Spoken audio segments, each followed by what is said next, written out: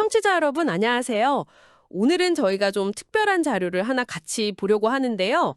서울회생법원에 제출된 제1회 채권자 집회 보고서라는 겁니다. 실제 개인 파산 사건 기록이에요.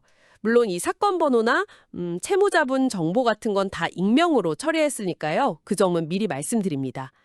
이게 좀 딱딱해 보일 수 있는 법률 문서인데 이 안에서 한 개인의 어떤 삶의 이야기 그리고 파산 절차의 핵심을 좀 같이 파헤쳐 보려고 합니다. 네, 안녕하세요. 이 문서는 이제 파산관제인이라고 하죠.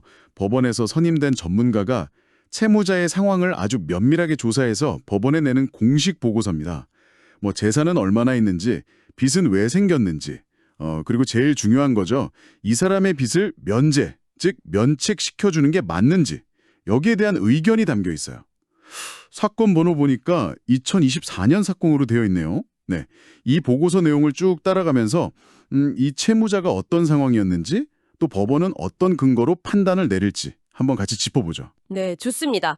보고서를 보니까 채무자는 27세 여성이시고 고등학교 중퇴 학력에 현재 직업은 없으신 상태네요. 근데 개인사를 보니까 좀 마음이 그런데요. 18살 때 아버님이 교통사고로 돌아가셨고 그 이후로 이제 스스로 생계를 꾸려오셨다고 해요. 참 어린 나이부터 고생이 많으셨겠어요. 네, 그렇죠. 시작부터 좀 쉽지 않았던 것 같아요. 그리고 2017년에 결혼해서 따님을 한 명 뒀는데 이것도 좀 안타깝게 2020년 9월에 협의 이혼을 하셨고 재산 분할은 없었다 이렇게 나와 있고요.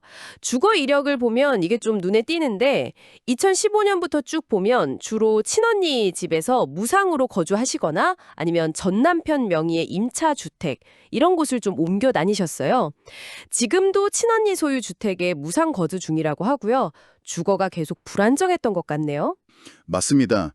그게 다 연결되는 거죠. 파산 시점, 그러니까 빚 때문에 더 이상 버티기 힘들어진 시점은 2018년 5월경으로 보고 있어요. 표면적인 원인은 대출이자 부담, 생활비 지출 증가 이렇게 적혀 있는데 근데 채무자 진술을 들어보면 그 배경이 좀 더 자세히 나와요. 결혼하고 나서 전 남편이 경제적으로 좀 능력이 부족했던 모양이에요. 그래서 생활비랑 또 아이 양육비가 부족하니까 이때 카드 대출 같은 걸 막 쓰기 시작하신 거죠. 생활고 때문에. 네, 근데 여기에다가 남편의 폭력 문제까지 좀 있었던 것 같아요. 진술에 따르면요. 그래서 결국 이혼까지 가게 된 거고 이혼하고 나서도 그 빚이 남았으니까 이걸 갚으려고 또 다른 빚을 내는 우리가 흔히 말하는 돌려막기 있잖아요. 네네. 그걸 계속하다가 결국에는 이제 감당이 안 돼서 파산 신청을 하신 걸로 보입니다. 아이고, 들어보니까 이게 단순히 그냥 돈을 많이 써서 생긴 문제가 아니라 정말 개인적인 어려움들, 아버지 사별이나 결혼 생활의 문제, 전 배우자 문제 같은 것들이 다 얽혀서 결국 재정적으로 무너지게 된 그런 경우군요.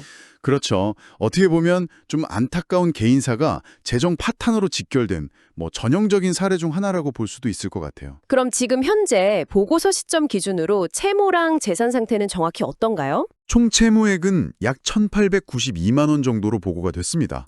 한 1,900만 원 정도 되는 거죠. 채권자는 두 곳이에요. 한국자산관리공사 그리고 다른 한 곳. 원금만 따지면 한 969만 원 정도 되고요. 이게 2017년 8월쯤부터 발생했는데 주로 역시 생활비 그리고 기존에 있던 빚 갚는 데 사용되었다 이렇게 진술했어요. 그렇군요. 그럼 본인 명의 재산은요? 재산은 정말 거의 없다고 봐야 하는데 딱 하나, 돌아가신 아버지로부터 상속받은 토지 지분이 있어요. 이게 전남 곡성군에 있는 땅인데 전체가 아니라 아주 일부 지분이에요. 두 필지 합쳐서요. 시가로 따져봐도 한 315만 원? 그 정도로 추정이 됩니다. 315만 원. 네.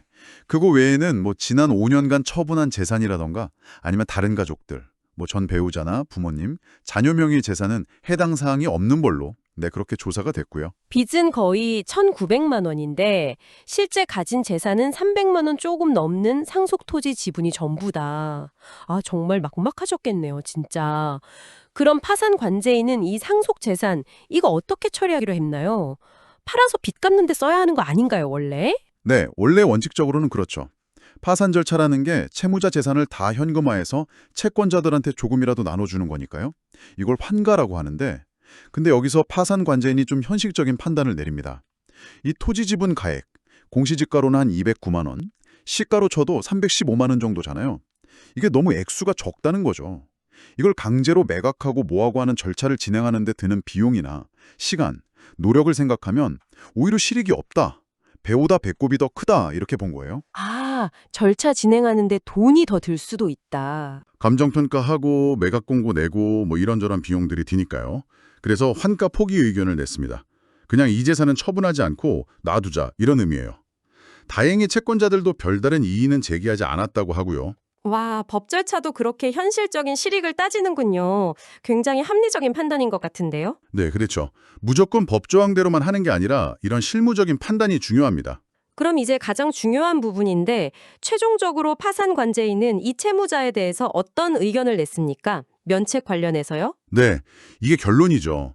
파산관제인은 채무자를 쭉 조사해보니 법에서 정하고 있는 면책 불허가 사유라는 게 있어요. 예를 들면 재산을 일부러 숨겼다거나 뭐 거짓말을 했다거나 낭비가 심했다거나 하는 것들인데 이 채무자에게는 그런 사유가 보이지 않는다 이렇게 판단했습니다.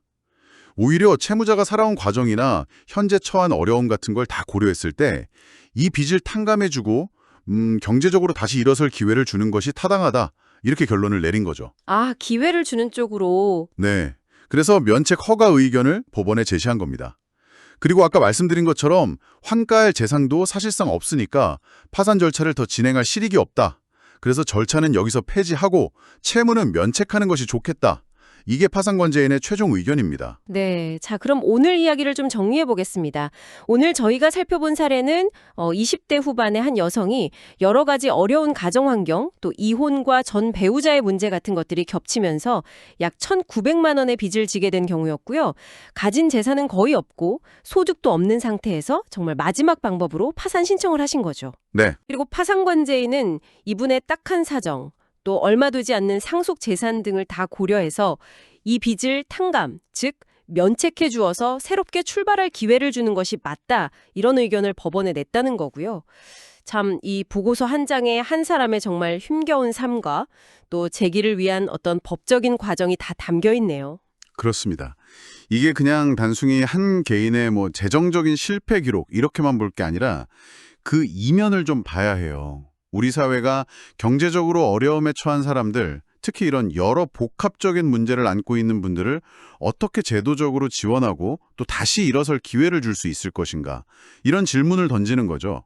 청취자 여러분께서도 한번 생각해 보시면 좋겠습니다. 이런 공식적인 문서 너머에 있는 한 개인의 절박함, 그리고 우리 사회는 이들에게 어떤 역할을 해야 할까? 단순히 빚을 없애준다, 이런 결과 이면에 감긴 더 깊은 의미들을 함께 고민해보는 계기가 되었으면 합니다.